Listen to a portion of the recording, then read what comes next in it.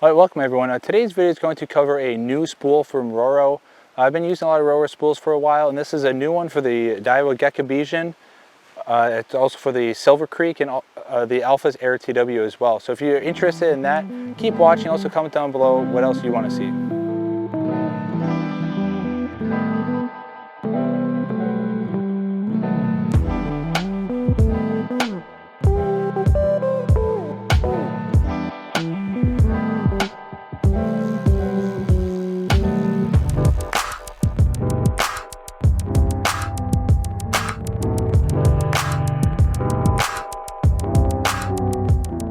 All right, so for the spool, it is the the AX24 spool that I've been using for a long time. It's about, I think that was about 4.8 grams or so. Very light spool with very good results. I first started in the BFS AIR TW, and there was a noticeable upgrade with stream fishing and especially with casting light lures, even if you're in like open water. The AX22, which is a newer version of that, it is a little bit lighter. I think it comes at 4.65 grams with the bearing instead of like 4.8. Those are both for the standard version. All right, so a couple of the differences between the AX24 and the AX22 is, most notably, you're going to see on the end of the spool shaft here on the inductor side, you're going to see that there's a little ceramic ball on there, almost like a ball bearing of sorts. What that's going to do is give a lot less rotational resistance.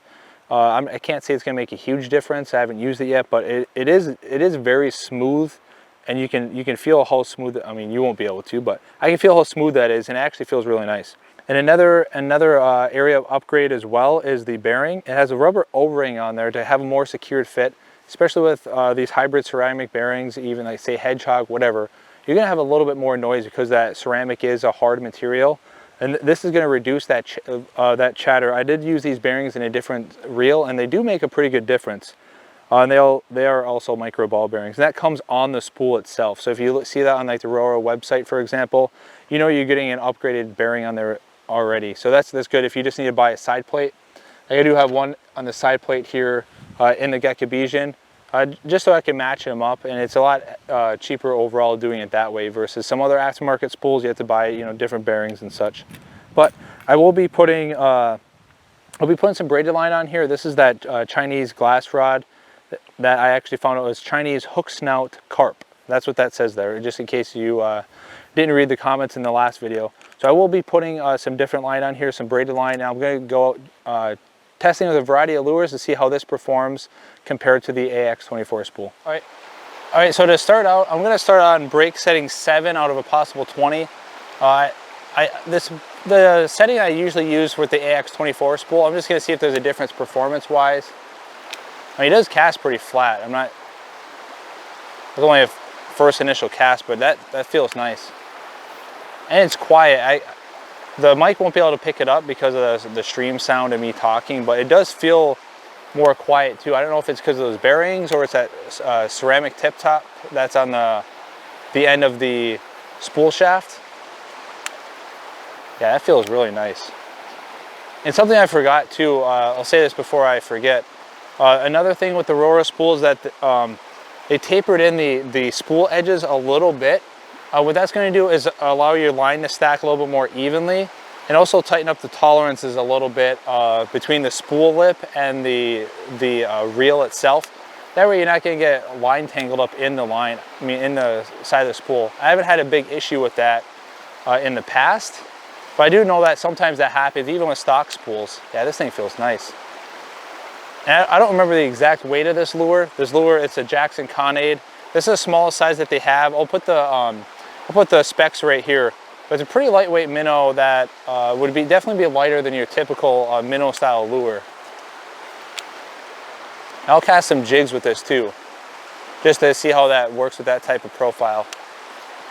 Yeah, even like that little backhand roll cast still feels really nice. And I'm able to be accurate too. I'm gonna try to push this spool. I think, if I remember correctly, I think it was on like break setting 5 or something with the AX24. Yeah, it's definitely fast, but still controlled too. I don't have any loose line or anything like that.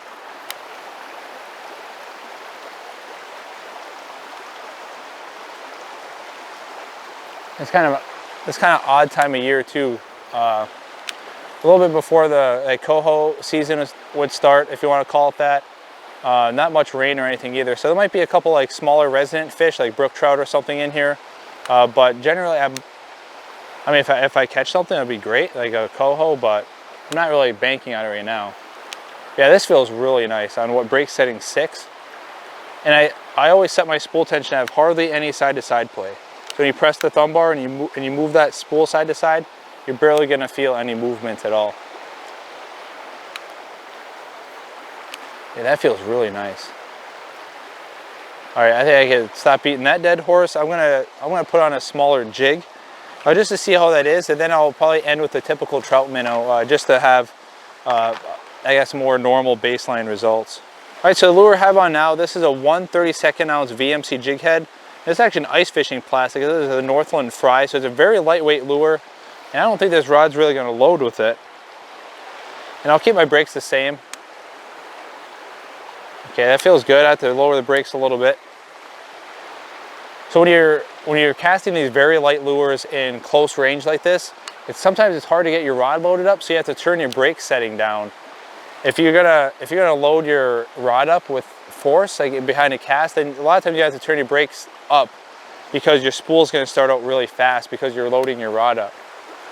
Yeah, like that's to lower the brakes a little bit. Yeah, I mean that's going out there just fine, and it's still flat. Sometimes these really light lures can kind of arc up in the air a little bit. You know, that feels nice. I mean, this isn't like a definitive crappie or panfish test, but it could definitely turn your you know, Gekkabijin or your Alpha AIR TW, you know, any of those types of reels, definitely into a very capable BFS casting reel. Yeah, that's even had a little bit of arc, and there's no fluffing at all. All right, this lure, this is the Duo Spearhead Ryuki 50S. This is 4.5 grams. This is like, if you want to say, if there's one BFS like trout lure that's like iconic, this would be it. Like a lot of people have heard about it, used it. It's nothing, I mean, I've used a lot of other ones, but oh yeah, that feels nice. I forgot to change my brakes, but I'm brake setting 5. Feels really nice, really flat and controlled. Yeah, great. Ooh, turn the GoPro back on. Yeah, right along that shoreline, that's especially keeping a nice flat trajectory and being able to hit next to the shorelines and control your line afterward. If you have like an arc in your line, you have to get rid of that slack line, and sometimes you can take your lure out of the strike zone, but I could go like that, keep my line up. And a lot of times on the sides, especially a lot of those really brushy creeks that I fish, a lot of times you can see that there's fish that come out of there and just hit your lure. I don't feel that the spool is getting, with this a little bit heavier trout minnow, this isn't super heavy, but I don't feel that the spool is being overran or it's too much force applied to it by any means.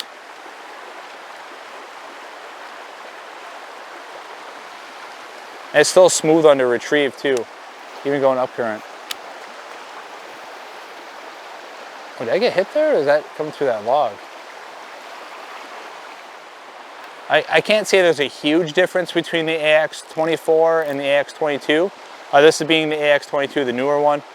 I definitely need more time, but I do think if you're going to buy an aftermarket spool, right, either the AX24 or the 22, if you don't have either one, I'd say go with the AX22 just so far in my testing.